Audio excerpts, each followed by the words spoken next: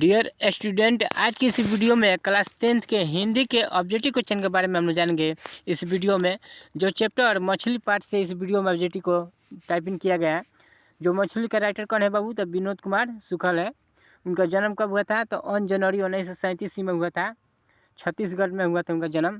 तो चलिए स्टार्ट करते हैं। फर्स्ट नंबर क्वेश्चन दिया, ध्यान से यहाँ पर देखिए। फर्स्ट नंबर सवाल बोला जा रहा है, मछली लेकर कौन भागा था? मछली को लेकर बाबू कौन भागा था? यही फर्स्ट नंबर सवाल बोला जा रहा है।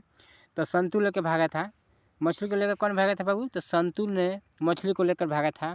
इसलिए फर्स्ट का करेक्ट ऑप्शन क्या हो जाएगा?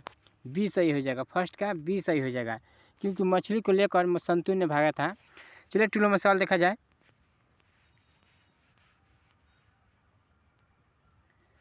टू नंबर सवाल बोल रहा है, मछली शीर्षक कहानी में दीदी के प्रेमी का क्या नाम था?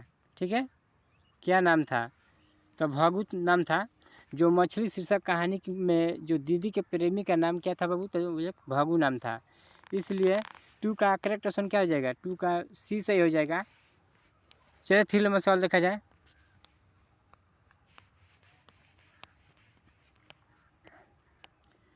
थ्री नंबर सवाल बोल रहा है, मछली के लिए मसाला कौन पीस रही थी? मछली के लिए बाबू मसाला कौन पीस रही थी? तो माँ पीस रही थी। इसलिए थ्री का करेक्ट ऑप्शन क्या हो जाएगा? डी सही हो जाएगा। थ्री का डी सही हो जाएगा। थ्री का क्या हो जाएगा? डी हो जाएगा। मछली के लिए मसाला कौन पीस रही थी? तो माँ ने पीस रही थी।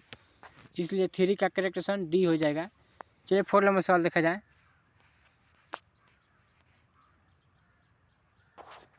फोर नंबर सवाल बोल रहा है,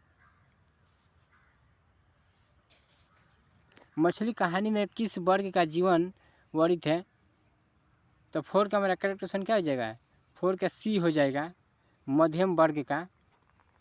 फोर का क्या हो जाएगा वो? सी हो जाएगा। मछली कहानी में किस वर्ग का जीवन वर्णित है बाबू? तो मध्यम वर्ग का। इसलिए फोर का करेक्ट ऑप्शन सी हो जाएगा। चलिए फाइव नंबर सवाल देखा जाए।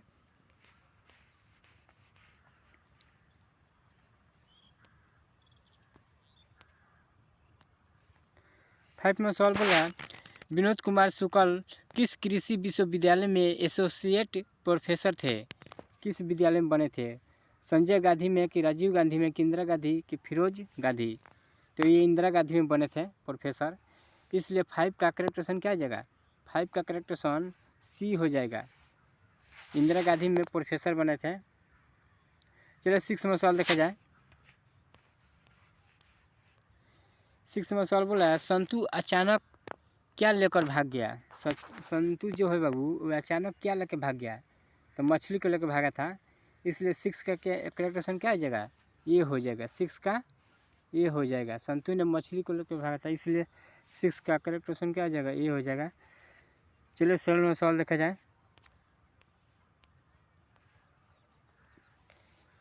लेखक को मछली खाने से किसने मना किया? सेवन के लिए फोर भी ऑप्शन है। तो सेवन में सवाल बोला, लेखक को मछली खाने से किसने मना किया? जो लेखक को बाबू मछली खाने से किसने मना किया था? पिता ने मना किया कि भाई ने कि माँ ने कि बहन ने? तो माँ ने मना किया था। इसलिए सेवन का करेक्ट ऑप्शन क्या हो जाएगा? बी हो जाएगा, क्योंकि माँ ने लेखक को खाने से मछली मना कर दिया था। इसलिए सेवन का करेक्ट ऑप्शन बी हो जाएगा। चलिए 8 नंबर सवाल देखा जाए। लेखक अपने पिता से क्या मांगना चाहता था? लेखक जो है बाबू अपने पिता से क्या मांगना चाहता था? 8 का मेरा करेक्ट ऑप्शन हो जाएगा डी, मछली मांगना चाहता था। लेखक है जो बाबू वो अपने पिता से मछली मांगना चाहता था। इसलिए 8 का करेक्ट ऑप्शन डी हो जाएगा। 8 का डी हो जाएगा, मछली मांगना चाहता था लेखक। 9 नंबर सवाल बोल रहा है, ध्यान से देखिए। 9 नंबर, पिताजी ने बाज़ार से कितनी मछलियाँ खरीदी थी? तो 3 मछली खरीदी थी। पिताजी ने बाज़ार से बाबू मार्केट से कितने मछली खरीदे थे? तो 3 खरीदे थे। इसलिए 9 का करेक्ट ऑप्शन सी हो जाएगा। 9 का सी हो जाएगा, 3 मछली खरीदे थे। चलिए 10वां सवाल देखा जाए। लेखक के घर में मछली कौन खाता था? लेखक के घर में बाबू मछली कौन खाता था? 10वां सवाल बोला जाए कि लेखक के घर में मछली कौन खाता था? तो 10 का करेक्ट ऑप्शन में क्या हो जाएगा? बी हो जाएगा, पिता खाते थे उनका।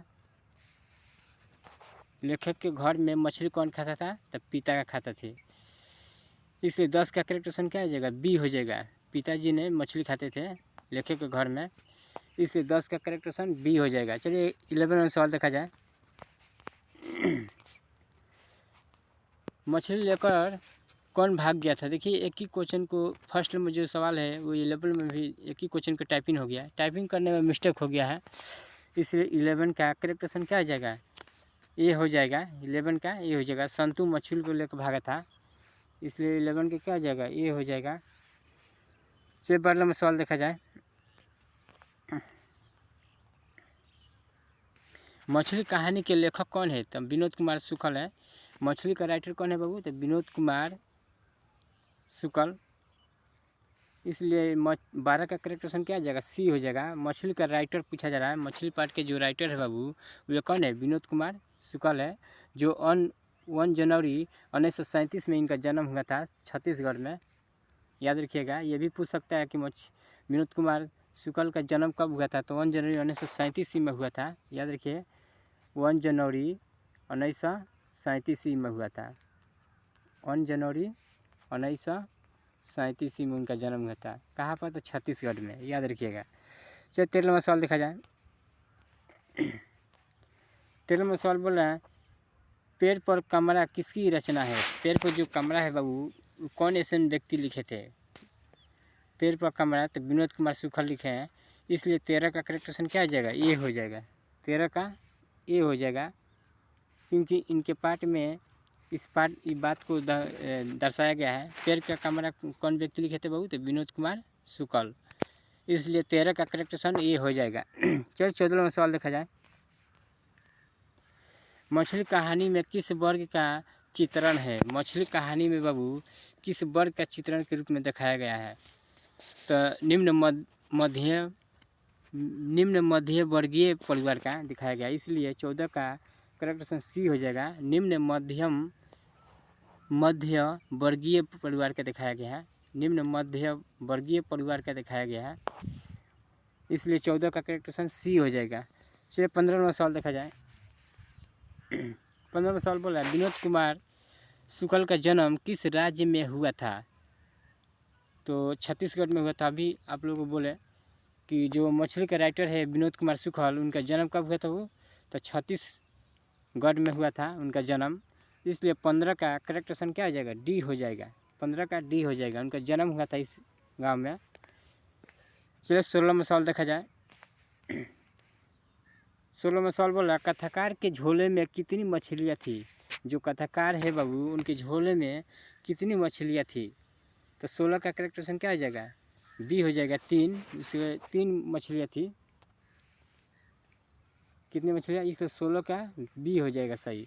कथाकार के झोले में 3 मछलियाँ थी, क्योंकि 3 मछलियाँ बाज़ार से खरीद कर भी लाए थे मार्केट से, इसलिए कथाकार में के झोले में कितनी मछली थी, तो 3 थी। 16 का करेक्ट क्या हो जाएगा, बी हो जाएगा। चलो 17वां सवाल देखा जाए।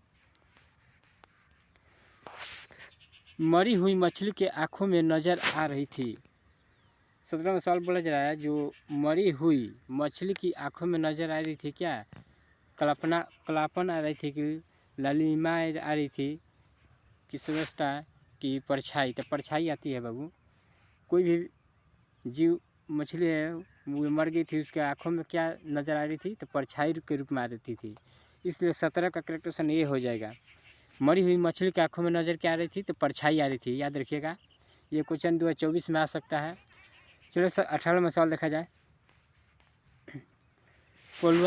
पलवार के नौकर का नाम क्या था। पलवार के जो नौकर का नाम था बाबू वो क्या था,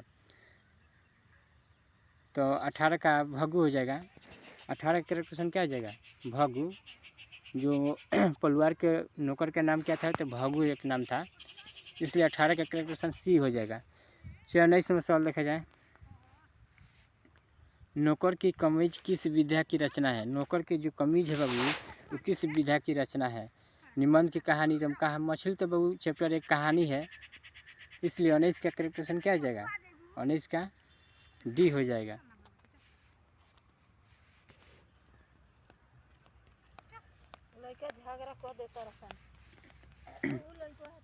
बीस में सवाल बोल रहा है, कहानीकार के छोटे भाई का नाम क्या था। कहानीकार के छोटे भाई का नाम क्या था, तो संतु नाम था, इसलिए 20 का सी सही हो जाएगा।